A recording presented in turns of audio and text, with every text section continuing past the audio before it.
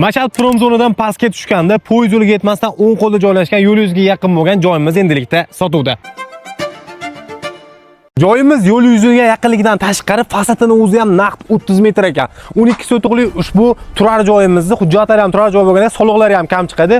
Ko'chaning oxiri tupik, bu yerga avtomashinalar qo'yadigan joy sifatida yana qo'shimcha foydalansangiz ham bo'laveradi. Uyimizning ichkarisidan kirib tushuntiraman. Bu yerni uy deymizmi, endi sex deymizmi? Kirganimizda o'ng tomonimizda esa naqd 20 metr atrofidagi bitta zalimiz bor ekan. Naves deymizmi, bu yerda bemalol ishlab chiqarishgan foydalansa bo'laveradi. Uyimizni xohlasangiz olib, o'rtasidan bo'lib ikkita hovli qilib olishingiz ham mumkin yoki sex sifatida ishlatsangiz ham bo'laveradi. Navbatdagi xonamiz bu yerda yakkali bitta xona. Undan keyin ham yana bitta uzun joyimiz bor ekan. Bu ham o'sha 15 metr atrofida uzunlikda ekan. Bemalol foydalanish mumkin. 30 ta qoramol boqish uchun mo'ljallangan o'zining molxonasi ham mavjud.